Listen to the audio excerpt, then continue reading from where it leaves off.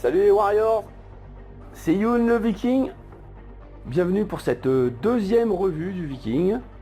Je souhaiterais avant tout remercier tous ceux qui ont visionné la première revue et qui en ont profité pour me laisser des coms et des conseils et se sont abonnés à ma chaîne. Ça fait bien plaisir. J'ai suivi vos conseils et ai diminué la durée du générique d'intro qui, je suis d'accord, était bien trop longue. Deuxième revue donc, consacrée cette fois-ci au D02S Splinter de chez DX9. DX9 qui, d'après ce que j'ai cru comprendre, ferait partie de Unique Toys. Je n'en sais pas plus, je ne suis pas très au courant des changements de nom, fusions ou autres stratégies commerciales. Splinter est un first party de l'Autobot Wreck-Gar. On commence par la boîte. Une boîte très colorée avec un bel artwork glacé au recto. On peut être par contre un peu déçu par le verso qui ne montre Splinter que sous son mode bot. Une photo très sombre dont les couleurs ont été retravaillées, mais l'effet obtenu n'est pas formidable. On pourrait même regretter de ne pas en voir un peu plus de cette figurine. A l'intérieur, c'est nettement plus accueillant, lié en plastique noir et couvercle transparent pour un Splinter présenté sous son mode bot, accompagné de ses accessoires très bien rangés. La notice en papier glacé ne montre que la transformation, le tout uniquement sur le recto. La transformation n'est pas présentée sous forme de dessin, mais à l'aide de photos. Du coup, c'est visuellement très clair et très bien expliqué. On n'oubliera pas de parler de la carte d'identité en plastique rigide de très belle qualité. Même si Splinter se découpe sous son mode bot à sa sortie de boîte, j'aime bien attaquer mes revues par le mode alternatif. Ici donc, comme pour la G1, nous avons une moto dans le style Harley Davidson. Et quand Davidson, tu réponds. Visuellement, ça a de la gueule. C'est plutôt bien proportionné. L'œil est immédiatement attiré par le moteur et les deux pots d'échappement peints en chrome. C'est du plastique tout de même. Par contre, les fourches avant et arrière sont grises. Ce sont des pièces que l'on doit légèrement tordre pour y glisser les roues et on sait très bien ce que fait une peinture imitation chrome sur ce genre de pièces. Très rapidement, ça s'écaille, ça s'effrite. Techniquement donc, ça se comprend, mais visuellement, c'est dommage. On pourra tiquer aussi sur le phare avant de couleur rouge. Là, on se demande vraiment pourquoi. Par contre, c'est du translucide, bien joué. Les clignotants sont eux aussi translucides. Par contre, le feu arrière est en plastique opaque. Là encore, c'est dommage. Certains autres détails ont eu droit à plus de soins. Notons par exemple les roues qui, en plus de leur disque chromé, se parent de magnifiques pneus en caoutchouc avec de belles sculptures. Franchement, des roues de toute beauté. La selle est en plastique avec texture antidérapante. Ça offre un effet cuir plutôt agréable. Attention tout de même, c'est le genre de matière qui accroche facilement à la poussière. Donc on fait gaffe aux mains grasses ou sales. DX9 a pensé à pourvoir cette moto d'une béquille. C'est normal, mais c'est le genre de détail qui peut être facilement oublié. Au niveau de la bulle, pas de compteur, pas de cadran, le strict minimum, un guidon. De toute façon, un tableau de bord aurait encombré la bulle et aurait gêné pendant la transformation. Petit côté sympathique, les poignées du guidon sont montées sur des articulations en tête d'épingle. Cela vous permet de les positionner selon votre envie. Niveau jouabilité, il n'y a pas grand chose à dire, après tout ce n'est qu'une moto. Elle roule, c'est déjà pas mal, et elle roule même très bien. On aurait juste pu apprécier de pouvoir fixer les boucliers quelque part, mais c'est franchement pas bien grave. On en arrive à la transformation. Comme je l'ai dit, la notice est très claire. Et de toute manière, la transformation est très intuitive et relativement simple. Attention toutefois quand vous repassez au mode moto, de bien mettre le haut des cuisses dans le bon sens, sinon ça ne va pas le faire.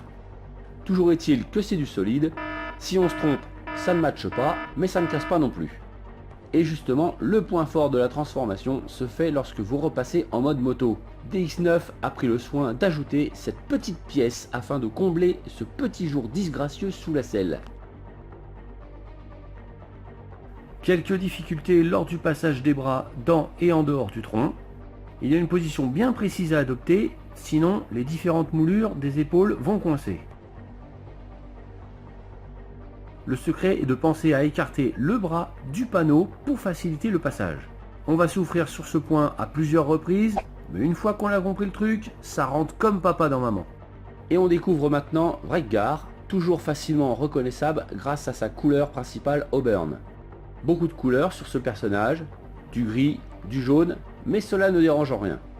Tout comme son alt mode, il se montre dans son ensemble sous une belle proportionnalité. On a de bien jolies moulures, surtout sur l'ensemble du tronc, Jacques.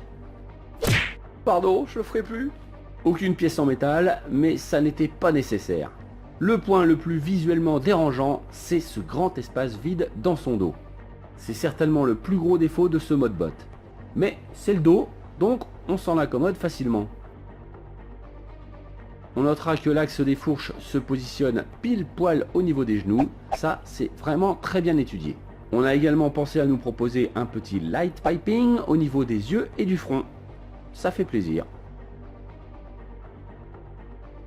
Niveau jouabilité, nous ne sommes pas en reste grâce à un bon nombre d'articulations. Pas d'articulation à cliquer, mais ce n'est pas nécessaire. Les quelques pivots et joints champignons sont suffisamment costauds pour maintenir le bonhomme. Aucune articulation au niveau des doigts, c'est pas trop grave. Par contre, on a une rotation au niveau de la taille de par sa transformation. Ça, c'est un plus très appréciable. On réussit à obtenir un assez bon équilibre et donc à adopter de belles poses. Toujours dans la jouabilité, les roues qui se détachent pour les besoins de la transformation et que l'on replace ensuite, ou pas. Roues que l'on peut disposer selon ses envies, à 3 endroits différents, aux épaules, aux avant-bras ou au niveau des genoux grâce aux axes des fourches. Fournis dans les accessoires, les boucliers à pointe que l'on pose sur les roues, ça rend vraiment très bien. Par contre, ils ont tendance à s'enlever très facilement. Trop facilement. Cela va se jouer sur un coup de chance, un coup ça tient, un coup ça ne tient plus. On aurait pu nous proposer mieux que ça. Les pots d'échappement qui se transforment en gun, ça a de la gueule. Enfin je trouve. Personnellement j'aurais apprécié d'avoir un système de stockage des armes dans le dos. Même si vous pouvez très bien les fixer au niveau des genoux sur l'axe des fourches. Dans l'ensemble, ce Splinter est plutôt très agréable. Une bonne jouabilité, un beau visuel, des matériaux solides. À part quelques légers points négatifs, il n'y a vraiment pas à se plaindre de ce Mister Moustache. Évidemment, comme pour tous les third party, cela dépend de ce que l'on recherche. Je trouve qu'on a un assez bel hommage au personnage de la génération 1, sans pour autant en être prisonnier. Si vous souhaitez vraiment vous rapprocher du style G1, peut-être que le Crash Hog de chez KFC, non pas celui-là, fera plus votre affaire. Pour encore plus de réalisme et pour gagner en visuel, vous pouvez vous laisser tenter par la planche de stickers Repro Label, plaque d'immatriculation, traces d'usure, flamme dorée, et je vais y réfléchir. Je vous propose un petit comparatif avec son homologue de la gamme Reveal the Shield. Même si on a une belle différence de taille en mode bot, cela matche pas trop mal en mode moto. Et pour le plaisir, je vous propose maintenant une petite série de photos de notre Vreggar accompagnée de Beachcomber de chez X-Transbots.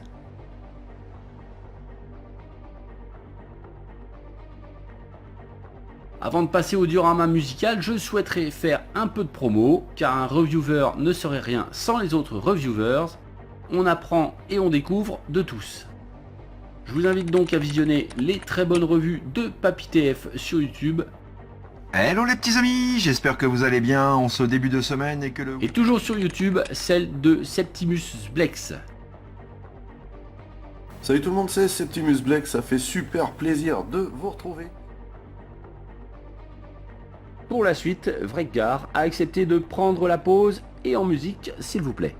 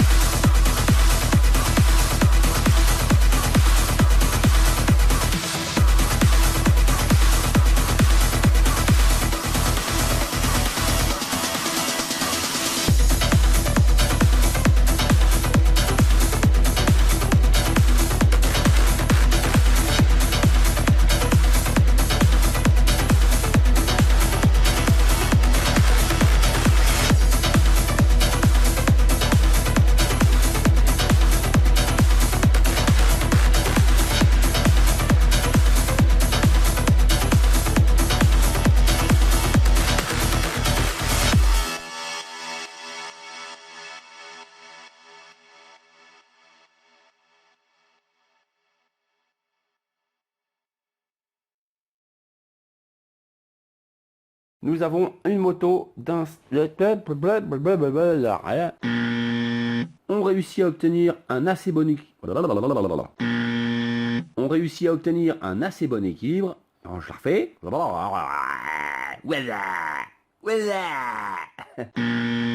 Cela dépense... Blablabla. Ah oui, oui. Évidemment, comme pour... Petite série de photos de bordel de merde.